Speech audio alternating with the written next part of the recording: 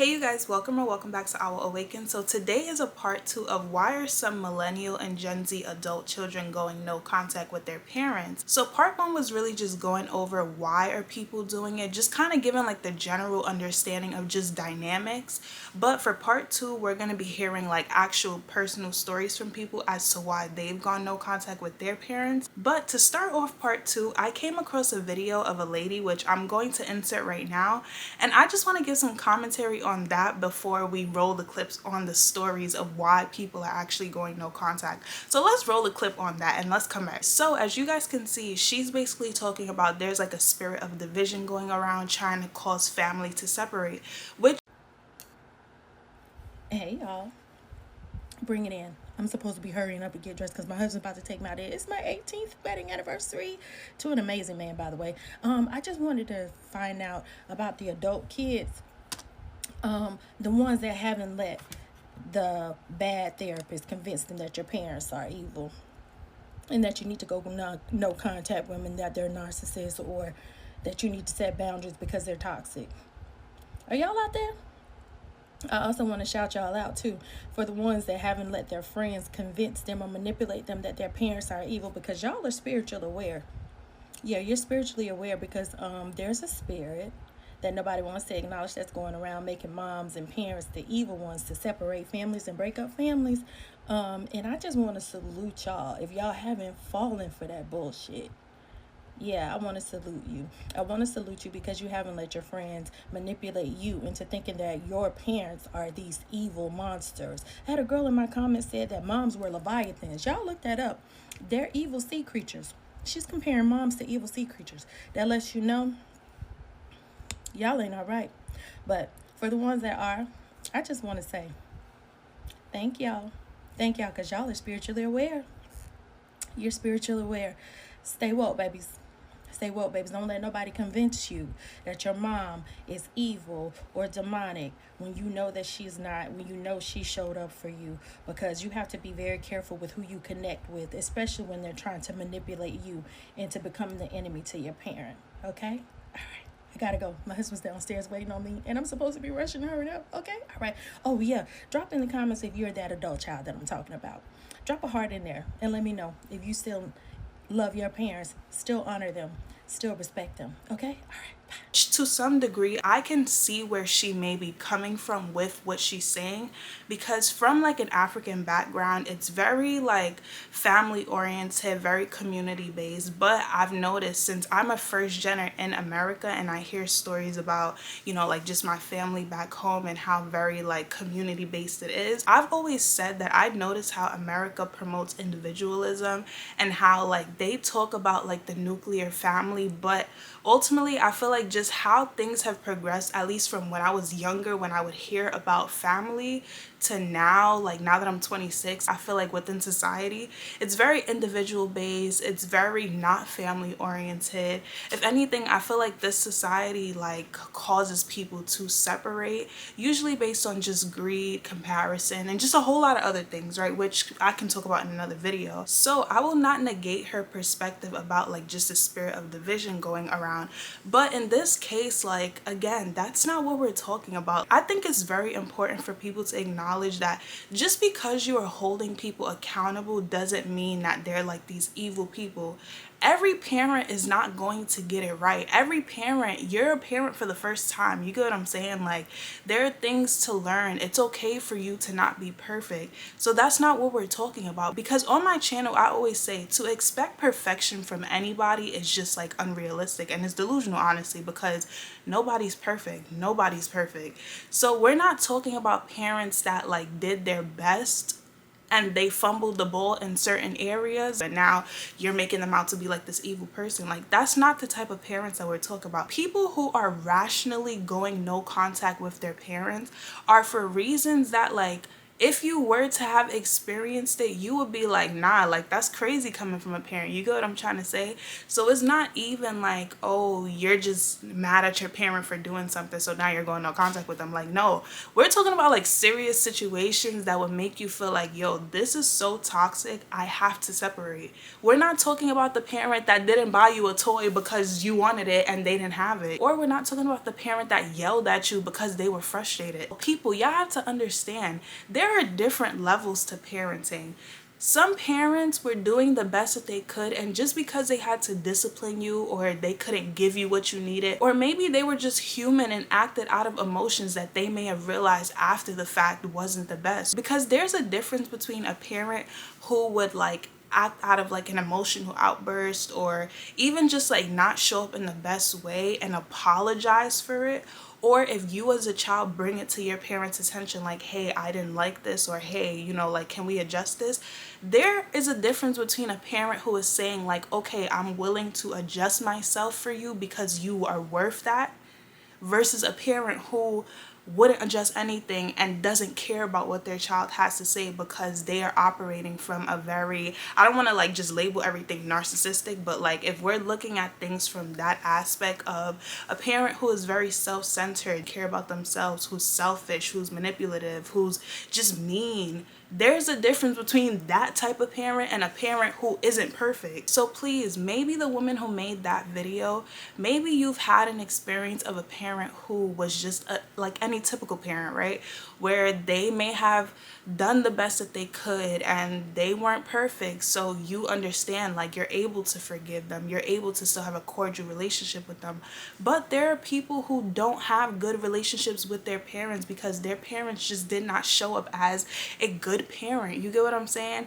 So like, y'all, anyways, I just needed to say that because when I saw that video, I'm like, okay, I get what she's saying, but then it still invalidates the experiences that people are having where they have to go no contact with their parent. But anyways, I'm gonna let people's stories speak for themselves of why people are going no contact and why it's very valid that they are going no contact, because yeah. Anyways, let's roll the clips. I was having such a good day, and now I'm just having such a shitty ass day. I'm so mad.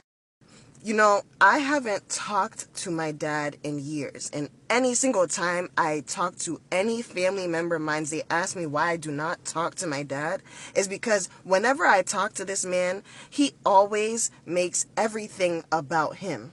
Everything about him. So I've already let everybody know, yo, I don't want to talk to this man, because anytime I try to talk to him about whatever I'm dealing with in life or why I don't reach out, why I don't talk to him, he turns it to make it about him. Like, I am your daughter. I am your daughter. How the fuck can you not just put your own shit to the side for once? For once. And this is why I do not speak to this man. And like, moving forward, that's why I'm going to be so heavily on protecting my peace. I'm not doing shit that I don't want to do anymore. I swear on everything I love. I'm just not. I'm just not. I did that one phone call to try and favor everybody else, and it ended up hurting me in the end. And that's exactly why I don't be taking people's advice sometimes, and I just focus on myself. And everyone thinks that's me being hard-headed or stubborn. But no, there's sometimes that there's certain things that you have to do with protecting your peace. Like, I be looking at this man like, no fucking wonder why I have such trouble picking the right type of man out. Because what the fuck did you show me? What the fuck did you show me? Now, whenever I'm in a toxic situation, I don't even know when I'm supposed to pull myself out, because so much shit in my head is like normal to me. Like, I was having such a good day. I stopped picking my kids from school, so I'm gonna get it together. But I just wanted to have this vulnerable moment, because I know I be up on here like everything is beautiful sometimes, but it's just really not. And today's just one of those days. It's just not today. I think at this point in my life, I'm definitely done with that relationship. And I have to move forward. Like, that's the place that I am in life now. Like, if I'm if I'm in contact with somebody that's causing me stress, and that's someone that's constantly causing chaos, like no peace, I'm just gonna remove myself from the equation. It's that simple. So I cut my dad off like a couple weeks ago, and I haven't really talked about it much, honestly, at all on here. I have made some videos about, you know, having a parent that's like emotionally absent, and that parent I'm talking about is my dad. I'm gonna try really hard not to make this long. I just figured maybe if it comes on your For You page and you've never seen me before, it could be relatable. And if you're thinking about possibly doing this to not even a parent, just like someone that you know or they have the same kind of traits, maybe this video is for you. I'm just gonna give like a tiny bit of backstory. So growing up, like, my parents are married. I had a very normal childhood. If anything, I was like a huge daddy's girl. I loved my dad. Like, I was obsessed with him, like definitely put him on a very, very high pedestal. And I recognized that a lot of my friends and people that I went to school with at the time, people around me, they didn't really have, you know, active fathers in their lives, or their parents were divorced, so they just didn't really like see their dads as much. So I felt very lucky in the sense of like having a father that was, you know, physically present and there, and like I was, you know, able to touch him, and like he was there. At the same time though, and I think now I can see it as like generational trauma, but at the same time, like, I'm almost positive that my dad, even though like he's a good guy, he tried as hard as he could be to be the best father when we were a kid, and I feel like he just kind of gave that up as me and my brother were getting older. And also growing up, like, and I just kind of realized this, not realize it now, but more so like I'm just like looking back and like reflecting and seeing that it was like just these thoughts are becoming more prevalent. My parents definitely played into that very traditional man of the house role. My mom was always saying like, you need to make sure like the dishes are clean, you need to make sure the house is clean, like, you know, like a man's never gonna marry you if you like don't, you know, like all those like really toxic gender roles. My parents definitely played into them, and it makes sense. Like, they are of like that generation, so like they're like born in the 60s, like obviously like they're going to kind of like play into those like traditional roles. But like the thing is, I'm not that type of bitch. I'm just literally not. Like, I don't get it. Never understood it when I was a kid. Never understood why my mom like would do stuff like this. But also it's just like my dad, you know, when I was getting older, like, sure, he did help around the house and stuff like that. I'm sure it was like equal for them at some point, but it's like obviously my mom was always doing more. My mom always signed my permission slips. My mom always, you know, took me to and from like any kind of like cheer practices or soccer practices or like gymnastics or anything that I had to do. I remember one time like I was supposed to go to this dance class, and my dad was supposed to drop me off, and once he got there, you know, it was like, I think it was like $30 for me to like attend that day, and he didn't want to pay for it, so we left.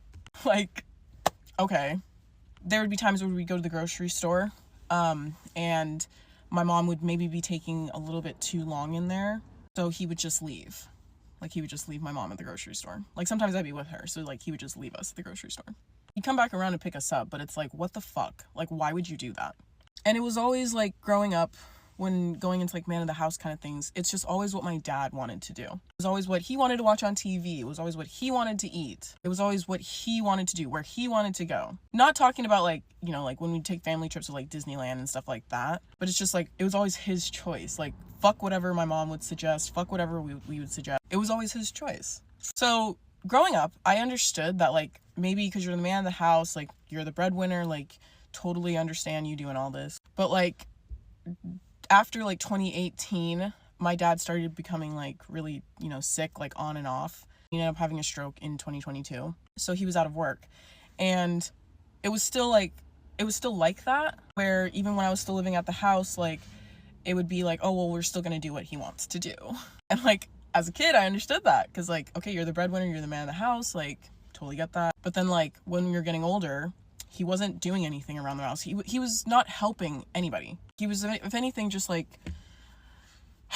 making our lives a little bit harder. This is like, we would have to come home and clean the house after he just made it dirty from not doing anything all day. And he wouldn't feel bad about it at all. Like, he just kind of expected that you would come home and, you know, everything's all clean, because he's not going to do it. So, like, my mom's not the type of person to, like, see something dirty and be like, oh, I'm gonna let that person clean it up. She needs to, like, have a really clean place. It's just how she's always been. And so, like, when it got to the point of, like, getting older and it was still my mom kind of conforming to, like, anything that he would do, even though he wasn't doing shit, like, he wasn't the breadwinner anymore, I started to, like, wake up and be like, oh, hell no. Oh, hell no.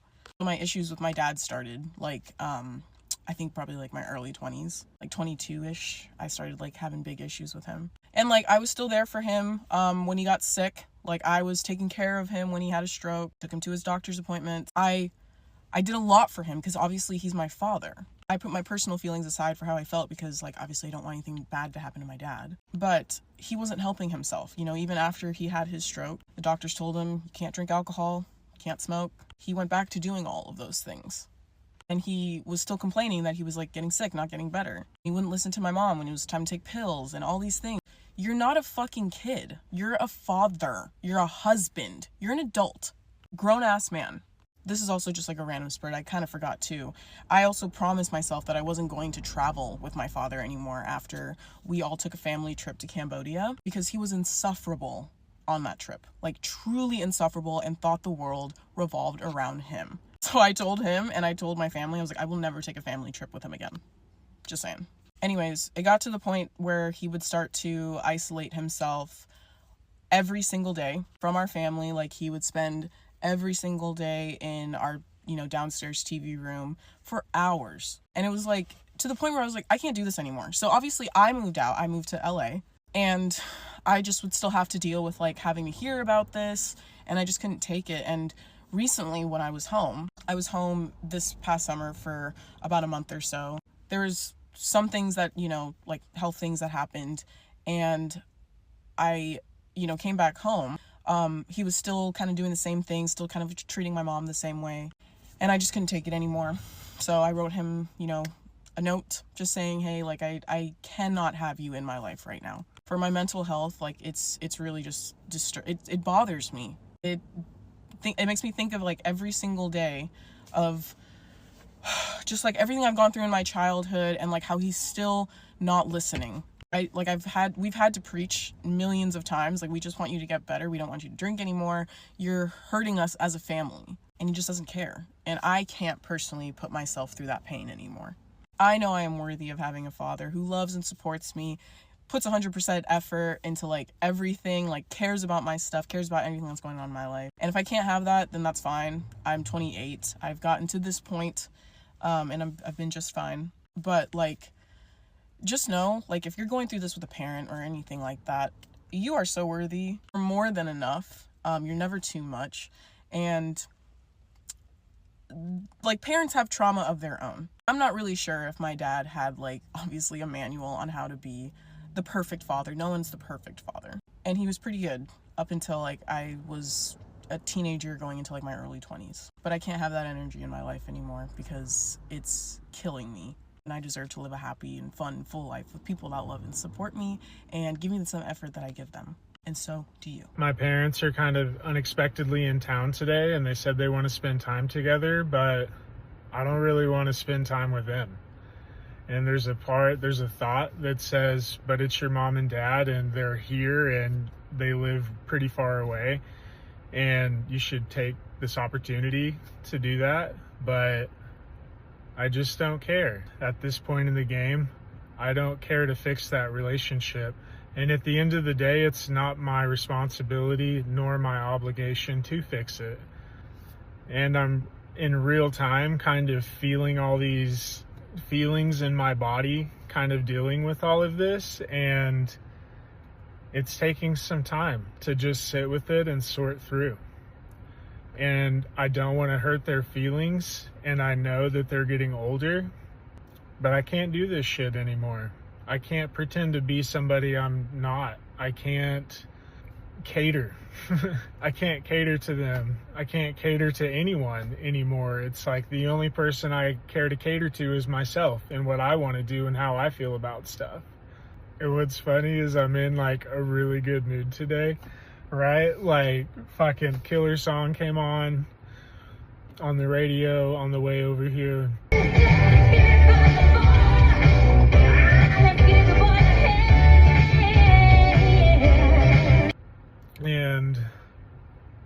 I'm in a really good place. I'm the happiest I've ever been in my life. Well, since college. It's all part of the ride. It's all part of what we call life. And this is the work, right? Triggers, people, circumstances come up, and you just go with it. And I'm learning to become grateful to go with it. I'm grateful to join the dance of life. It's really beautiful. And yes, childhood and a significant portion of my life has been pretty rough, but I wouldn't trade it. I don't regret it. I'm not resentful about it. I'm grateful for it even, because I wouldn't be who I am right now if it wasn't for all of that. And another thing is, since doing all of this, I have seen my relationship with my kids change. I have seen it. It's healing and it's growing, and just, it's all the little things, right, that they never did before when I was just not here. And I was kind of an asshole too. Not kind of, I was a huge asshole, especially to them. But that's all healing, and I see it. I'm seeing it right now in my life, and it's so beautiful. And it's making me realize that that's what an actual relationship looks like with your kid, is what I'm starting to have with mine. That's what it looks like, and it's so beautiful. And I never had that. I had very minimal amounts of that as a kid. Like, my parents did not know how to be parents. It was a title, and that's all it was. Y'all, so this gonna be a long video because I got some stuff to say. So I've been seeing some videos going around on TikTok of, grandparents and parents, asking why children are deciding to go no contact. So I want to start this off by saying I know that there are children who are disobedient, disrespectful, lack accountability, and don't want to listen to their parents. But when you guys are asking about why children, and I can only speak for, let me say, daughters. I'm a millennial, so let me speak for daughters. Daughters, especially, are deciding to go no contact with their mothers or even their fathers because we are tired of being the punching bag. We are tired of having to protect ourselves from people that are supposed to protect and love us and cover us because we didn't ask to be here. So when you ask children why they are deciding to go no contact, this is really why. And I'm gonna give you guys just some insight on my life as a child and growing up as an adult and becoming more self-aware. I grew up in a household where my mom was raised off of survival, not love. And this even goes back from my mom and her mom and probably my grandma's mom. My mom and her mom did not get along. My mom's mom did not like her. And, from stories that I've been told, that there was always this saying that girls were bad, okay? So there was a lot of trauma with my mom and her mom, and there was a lot of things that were internalized. So when I grew up, my mom, she made sure we had food, we had clothes, we had what we needed. Like I said, my mom was raised off of survival, so she knew how to do all of those things. But when it came to the internalized hate that she had for herself because of the things that were taught to her when she was a child and how her and her mom didn't have a relationship, and not only her and her mom didn't have a relationship, her brothers and sisters didn't have really a relationship. Until this day, they don't have a relationship. Until this day, my mom and her mom do not really have a relationship. So as I got older, and at first I didn't realize everything as a child, but I got older, became self-aware, started to grow my relationship with God. I started to see, the trauma that was placed on me, my brothers and sisters, based off of what my mom experienced. And when I became self-aware and I started to call those things out, then I was the child that was outcast. When I started to build my relationship with God, my mom literally called me a demon. Not because I was a demon, but because of me finding my identity, it threatened her insecurities. my mom told me I would never get married. So when I did, that was something that made her upset. My mom has been divorced multiple times. I recently moved to a different state, and my mom did not call me for a whole month. I have her grandchild. She didn't call me for a whole month. And then she pops up a month later, and then she makes up this story to people that I just left, my hometown, and just left her. And she knew I was leaving. She knew why I moved. She knew all those things. But because of my happiness triggered her, it was a moment for her to make it about her.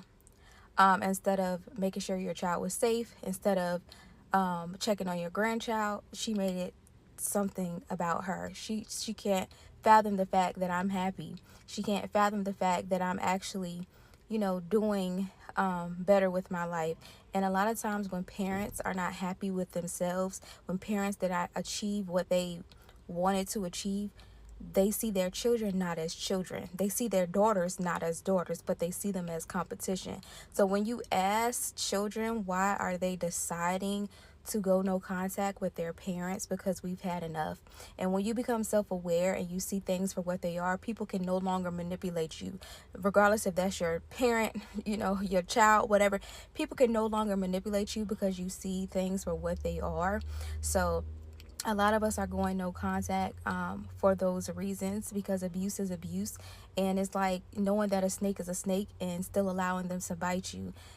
So a lot of us we love our parents, but at the same time, if I'm going to have to continue to endure abuse and you lack accountability, you lack care, when we usually tell our parents these things, the first thing they say, well, you had food on the table. Like I said in the beginning, my mom was raised off of survival, so she knew how to do those things. But when it came to the other part, as far as love, that was lacked because she didn't have those things as she was growing up. But also, we have to remember that's not an excuse. The reason why narcissistic fathers are so toxic and you should get away from them is because, one, they are mad self-centered. They walk around with this macho mentality when they not even really like that. They are super insecure. They walk around and they perfect this masculine way of moving, but it's really cap all insecurities behind that. You feel what I'm saying? Like, you do not want to be around these individuals. They will exploit you.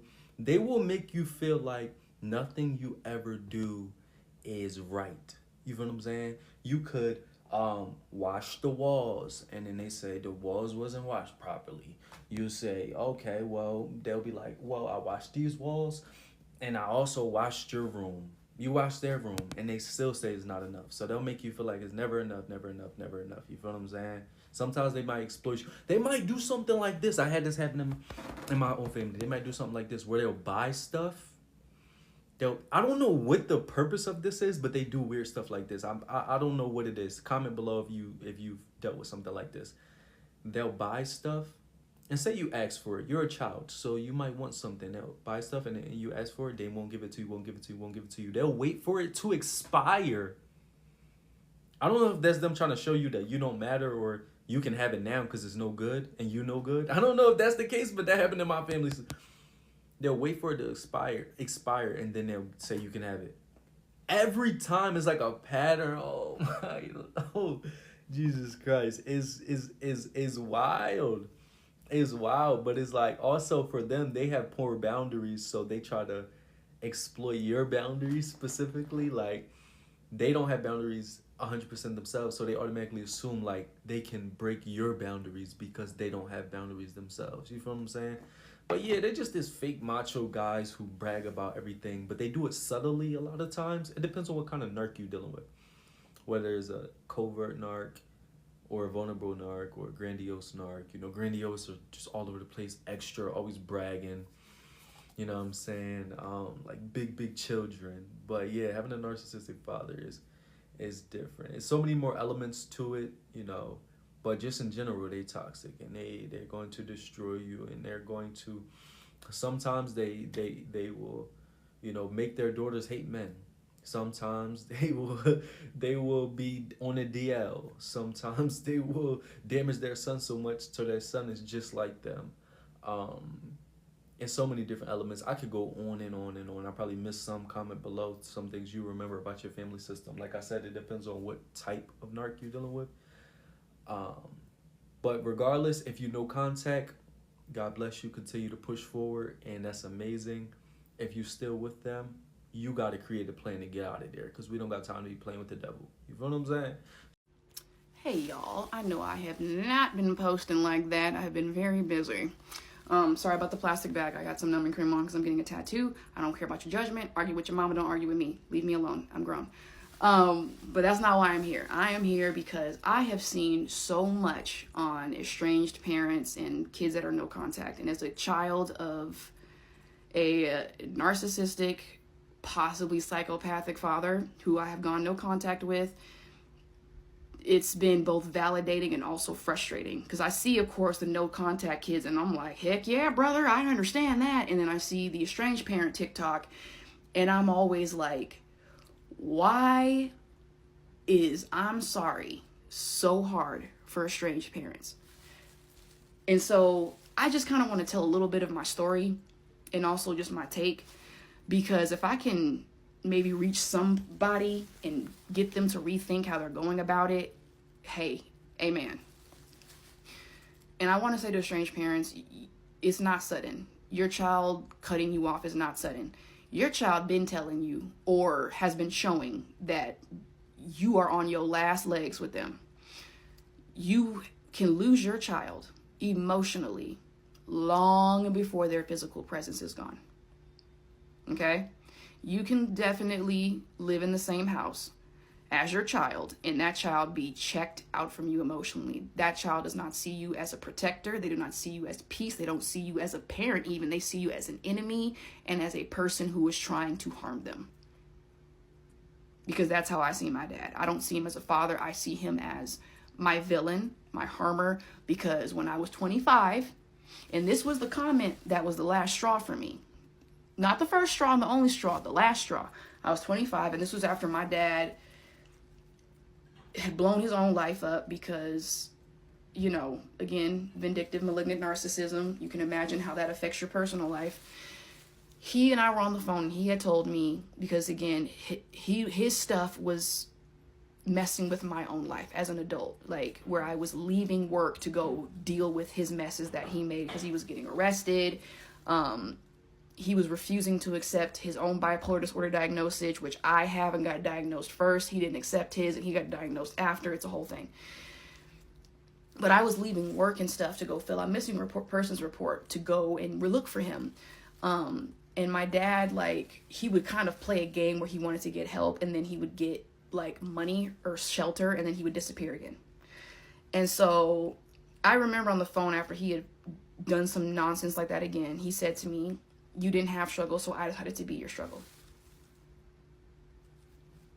And right then and there, I was done. I don't know how to have a relationship with a person who said to me he consciously went out of his way to make my life a living hell. And when I say a living hell, I mean I grew up with a father who threatened to let me get R-worded and leave me out on the street because I got C's and missing assignments in high school, because I was burnt out. I was an IB. He took me out to a high crime, sketchy part of Las Vegas on the west side, like OG west side, North Las Vegas. And he told me, he said, "You will get R-worded out here and no one's coming to help you. Not me, not your mom, not your grandparents, not your aunts. Nobody's coming to get you. So keep on and I'm going to leave you out here." Didn't ask me, "Hey, what's going on? Are you okay? Why are you burnt out?" He told me he was going to let me get R-worded. I was 16, and I can tell you that was the day that I was like, this man has lost me. I am going to bide my time and play by his rules as best as I can, and then when I can, I'm out of here, because I knew I wasn't safe. If you're going to tell me that that was an honest mistake and that parents aren't perfect and that I need to give more grace, you need to think about how you treat your kids. Because you don't say that to your child. You don't tell your child, "I'm going to let harm come to you." You're supposed to protect your child. And no contact kids, we didn't feel protected. We felt like we were fighting to protect ourselves from you. No child wants to feel like their parent is actively against them. But if you consistently show that behavior, you cannot get mad at them for acting accordingly. To the kids that are no contact like me, I already know we are navigating this day by day. It's hard to be like, dang, my life really is peaceful now that my mother or my father or both aren't in my life. I'm blessed enough to have an amazing mother, who's my roommate actually, but even she has no contact with my father. They're divorced. She has no contact with him because of his own abuse of her. And I know people are saying, well, that's an abuse thing, so of course you're not going to be no contact. But I'm saying, like, my dad never put his hands on me. And a lot of no contact parents, you didn't put your hands on your kids, but you said some out of pocket, vile, nasty, low down things that you don't say to your child. My dad, and I kid you not, said to me when I called him out, I said, you're blaming everybody else for why I'm not really fooling with you when it's the way you treated me. And he said to me, he texted me back, yeah, okay, I messed you up. Yeah, that's why you do drugs, get drunk, and have sex with white boys. Okay. That's what he said to me. I wish I had the message though. But I remember just staring at my phone, and that was 19. So this is after the whole, I'm going to leave you out here to the wolves. And it just kept getting worse. And so, my dad did the whole, like, she only listens to her mom. I don't know why she don't listen to me. She don't give me no grace. Estranged parents, you can't sit there and refuse to do any type of introspection and think that your child is just going to cave. If you really love your child, if you truly want to have a relationship with this child, if you truly want to fix things, you have to push that ego aside and admit I probably messed up in some areas. My mom and I have a relationship because of my mom. I love her as a human being. When my mom messes up, she apologizes. My mom made some mistakes with me. The way she said things, the way she went about things. But you know what she did? She said, I'm sorry. Cassidy, I am sorry for the specific thing, and then made sure she didn't do it again. I'm sorry will go a long way with estranged kids. And I think I always wonder, why are those two words so hard for estranged parents to say? You all could break a whole lot of ice by just saying, you know what, kid? I've been doing some thinking. I've been working on myself, and I am sorry. I know that I did not handle X, Y, and Z the way I should have, and what I said, what I did hurt you, and I am sorry. And I'm going to work on making sure that I improve this relationship and improve myself so that you can be comfortable around me and see me as your parent and your protector. But I want to ask, if you see do you see your child as a person or your property? And if you see your child as your property, then of course you're going to have a problem saying I'm sorry, because you don't see them as human beings to apologize to. Your children are not your property. They are people that you created, whether in the back seat or in a bed, and now they are here. Your children are people. Treat them like people. They're not your property. And you don't get to treat people, your kids, like crap and then act like, wait, why don't you want to be around me? You can't do that. So I feel like we are going to have a lot of lonely old folks in nursing homes in the coming years. And all I want to say is, do you want to have a strong, loving relationship or even just a friendship with your child to the end? Or hold on to your ego, keep being who you are, keep on telling your child, I ain't saying sorry for nothing, I don't apologize to kids. Growing up in the black family, especially, growing up black, you hear all the time, I don't apologize to kids. I'm going to say this right now. Either apologize or accept your fate. Because there's no reason that you should think that because they're your child, they are beneath atonement and apologies and respect. And you need to think about why you feel that way. And that's probably because you were treated that way. And you didn't like it, so why would you do it to someone else?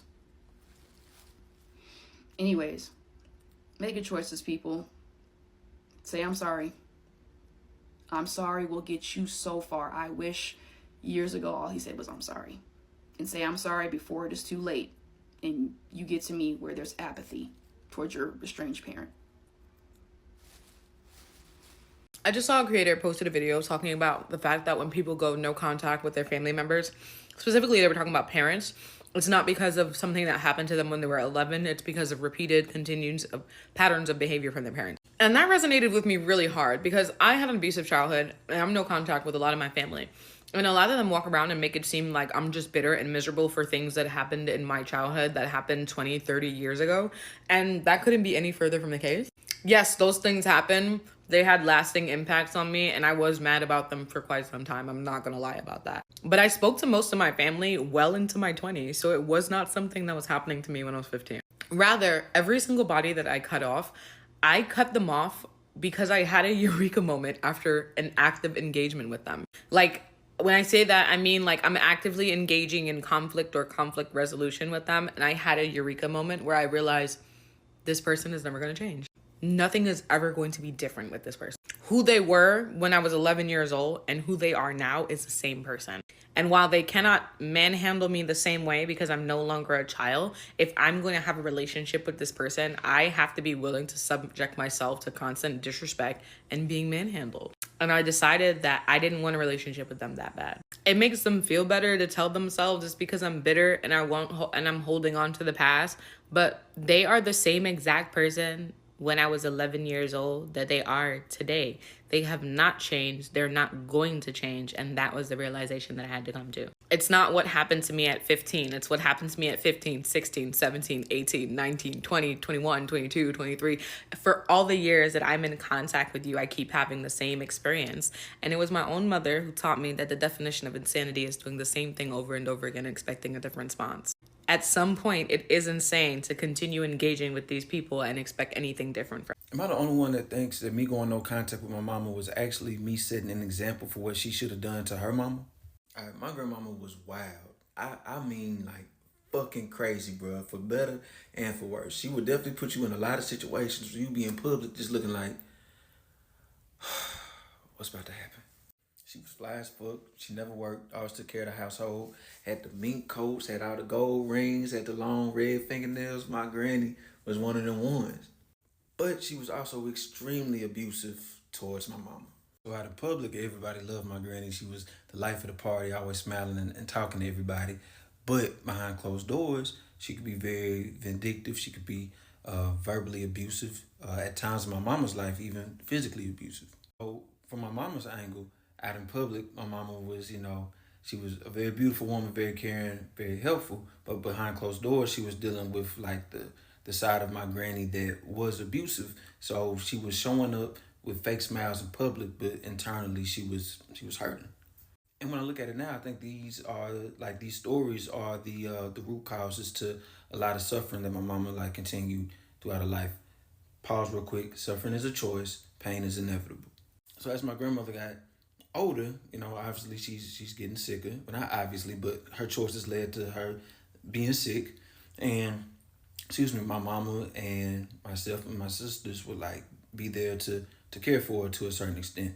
But during this whole process, I for sure went to my mama and was like, hey, all the shit you doing for grandmama, we're not doing that for you. You're not gonna have us ripping and running.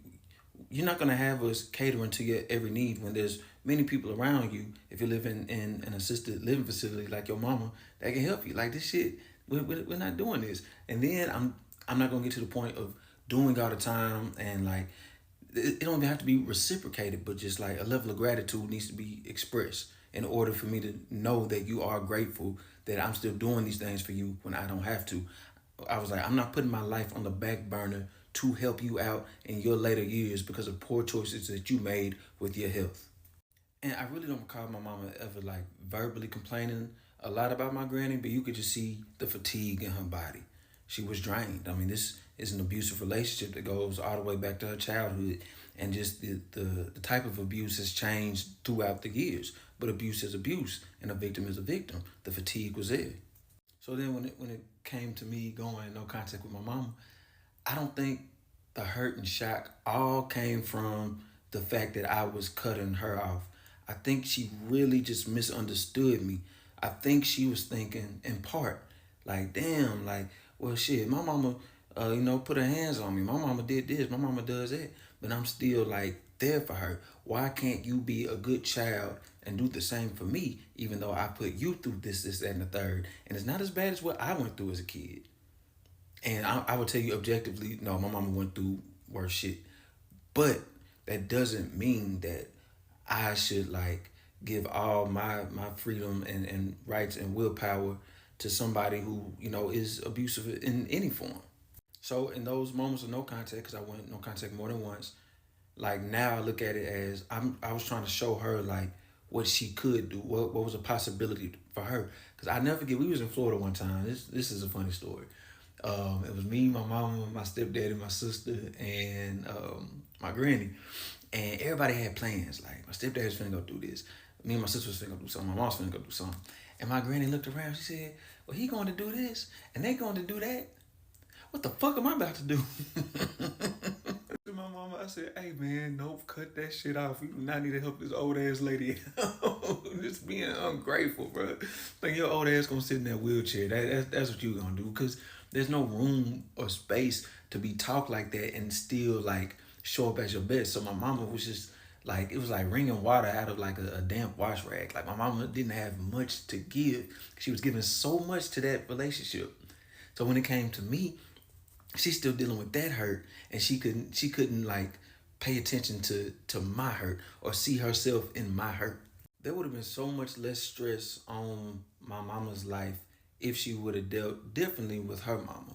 Just like there's been so much less stress in my life, like once I started to deal with my mama differently. And even after her passing, like I still have chosen to deal with all of that differently than what I've seen. So like parents, I need you to understand this. Like, most kids are going no contact for their own reasons. It's not a form of punishment.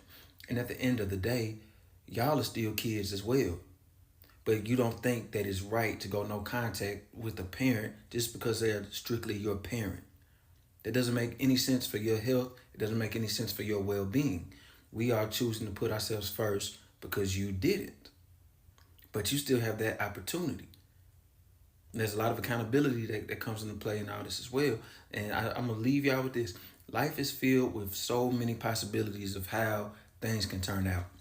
And we are so much of our parents, and we are so much of our grandparents. So when we see an example of a future that we don't like from our parents, it is wise for all of us to choose something different. I appreciate you sending me money, but to be honest, Mom, that's all you've ever had. Money is not going to replace the love that you can't give me. Okay, so what do you want me to do? I mean, what are you saying? Let me live my life freely and allow me to be successful and to break the generational curse that you accidentally put on me. I forgive you. You didn't mean to do what you did. You are the way that you are because you went through a lot of trauma, but that wasn't my trauma to bear. And unfortunately, you manifested it into me. And after that betrayal, I'm never going to trust you again. Okay. Mm-hmm.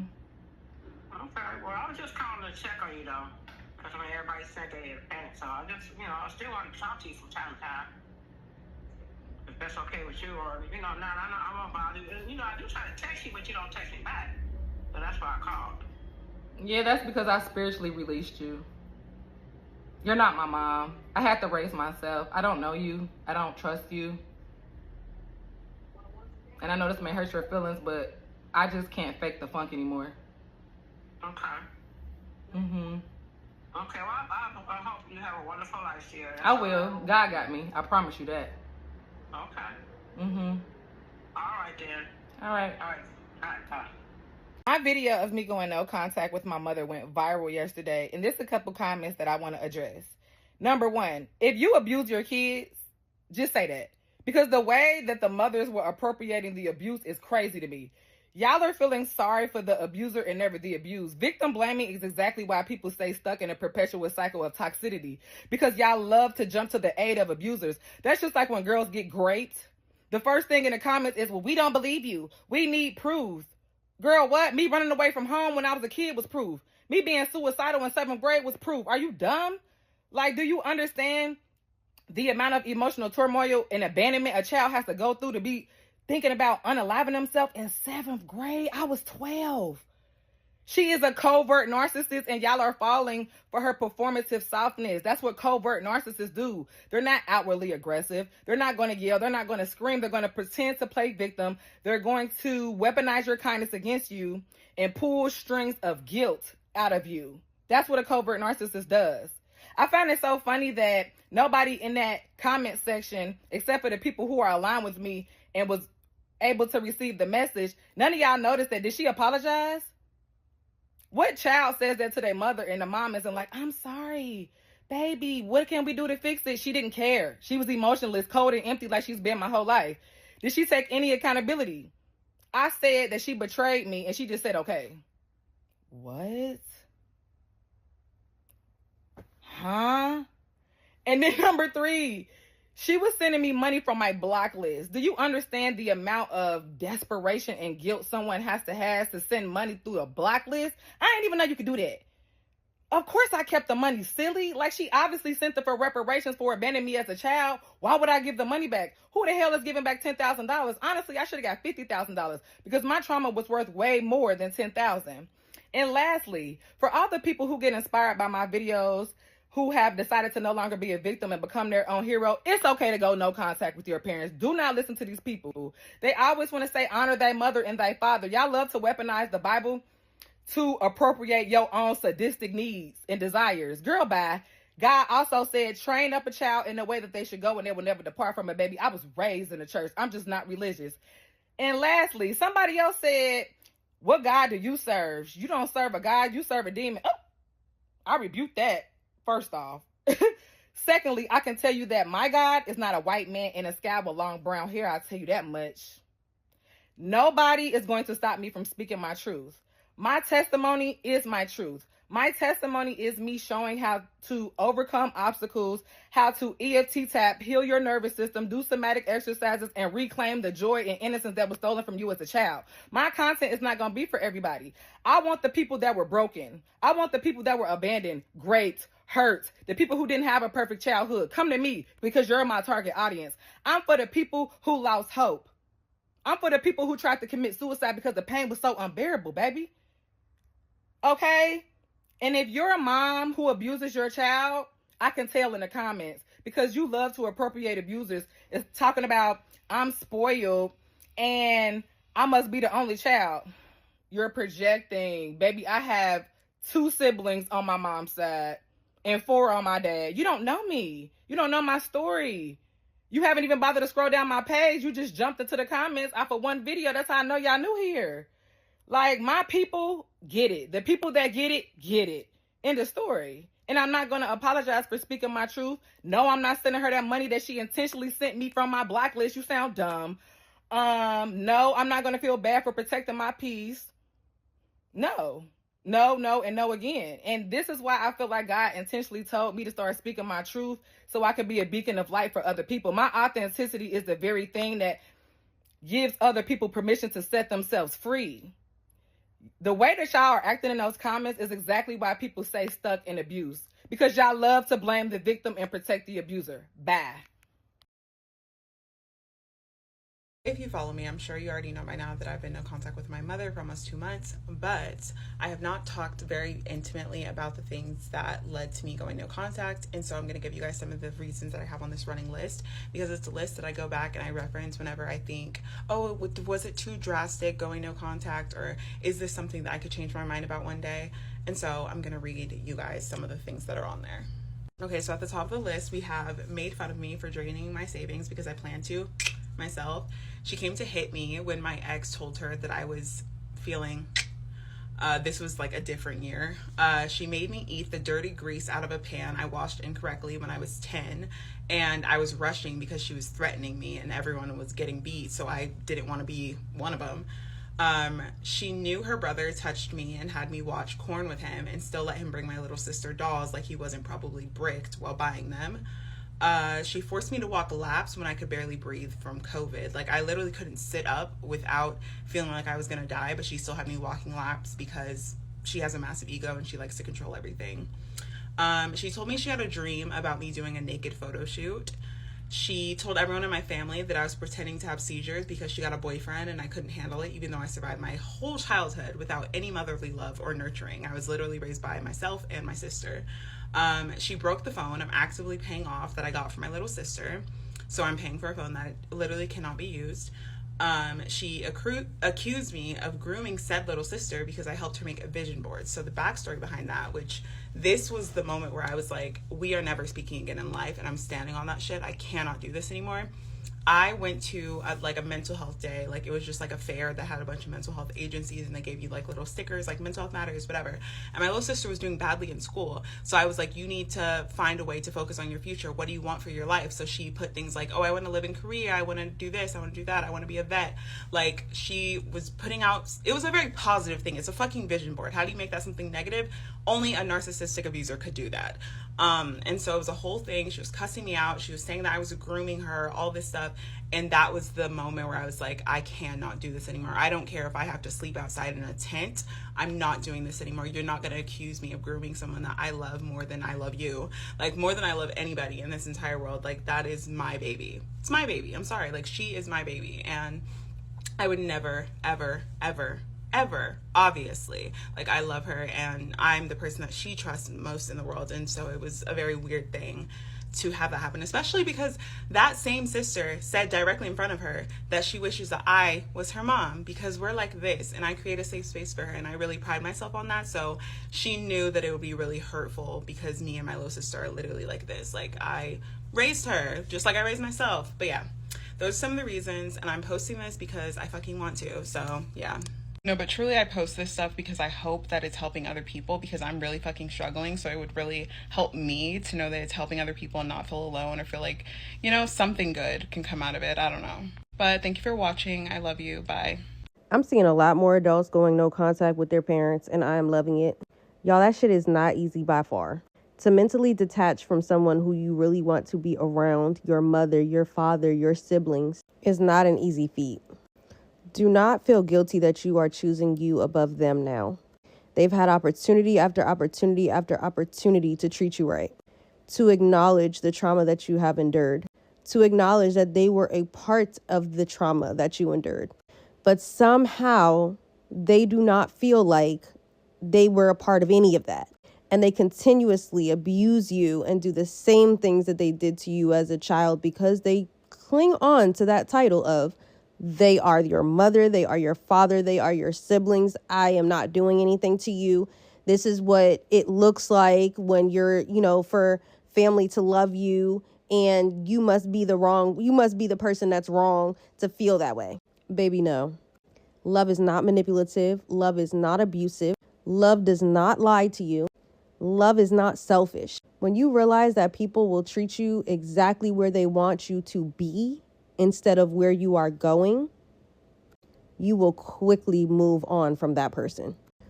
You cannot heal around someone who is not healing. You cannot heal from someone who is going to continuously abuse you any chance that they can get, because their true goal is to keep you under their power.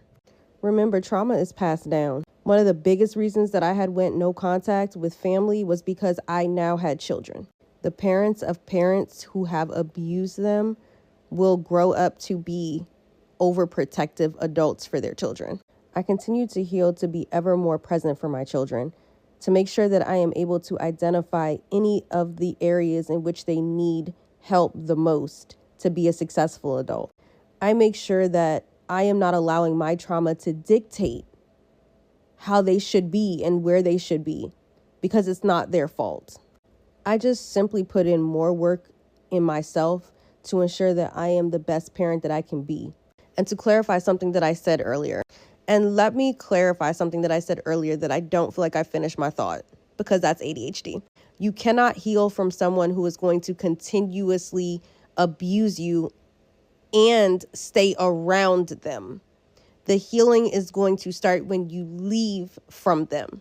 Hence why going no contact is very, very, very important. So if you made it to the end of this video, I thank you so much for watching. And if you guys have any other topics relating to like parenting, because I feel like it starts from you. So let's try to like figure out what we need to do better at the foundational level, so that way you can build on top of that, because if the foundation is shaky, everything is just going to crumble eventually.